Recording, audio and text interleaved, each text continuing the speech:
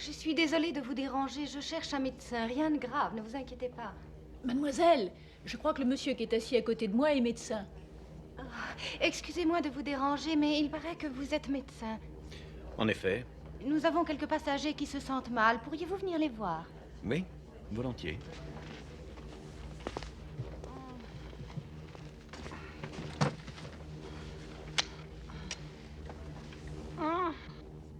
Tirez la langue.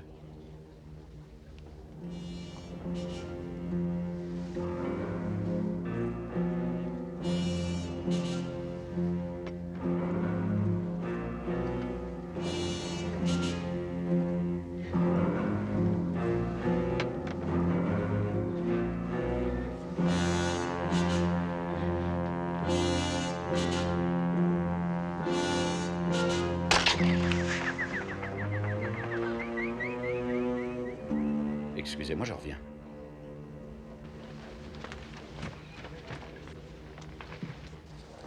Dites au commandant de prévoir un atterrissage forcé. Cette femme doit être transportée dans un hôpital. Un hôpital? Mais qu'est-ce que c'est? C'est une grande maison pleine de malades, mais enfin pour le moment c'est pas le sujet. Dites au commandant que j'ai à lui parler. Tout de suite.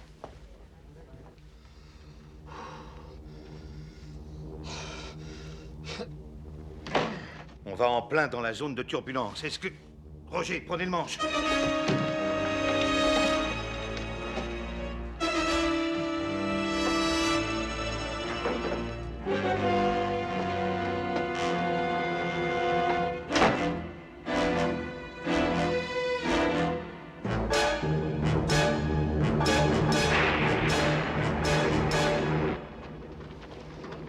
Commandant, quand pouvez-vous atterrir? C'est délicat. Je suis médecin, vous pouvez tout me dire. C'est qu'en fait, je ne suis pas très sûr. Dites un chiffre au hasard. Disons, pas avant 2 heures.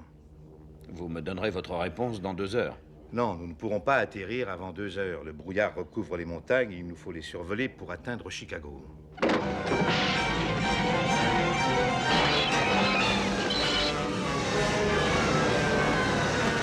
Enlevez le flash!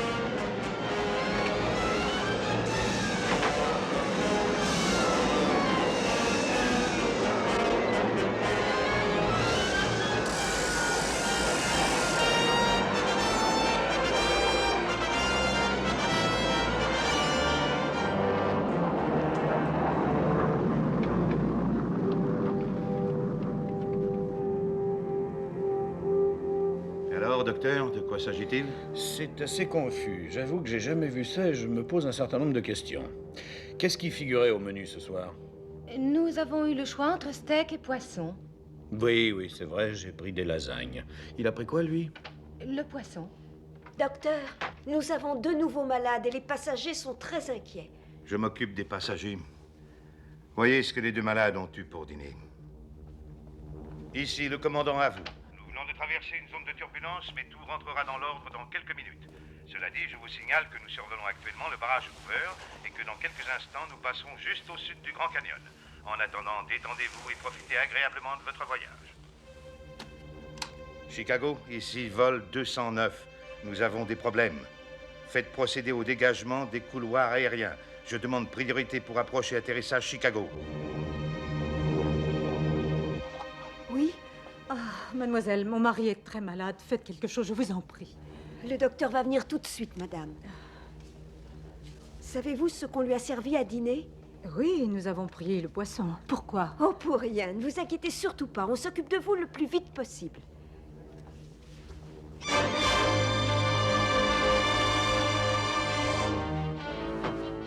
Docteur Rumac, Monsieur Amen a mangé du poisson et Andy signale 5 nouveaux cas. Ils ont tous mangé du poisson. Le copilote a eu du poisson. Le navigateur a mangé quoi? Du poisson? Très bien. Nous voilà enfin fixés. Tous les passagers de cet avion qui ont mangé du poisson agoniseront dans une demi-heure.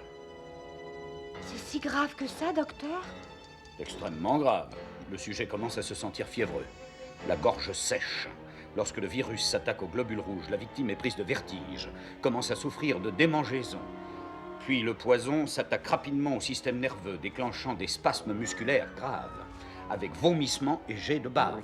À ce stade des choses, tout le système digestif se bloque, en s'accompagnant d'une incontrôlable flatulence, jusqu'au moment où le moribond est réduit à une boule de gelée informe et tremblotante.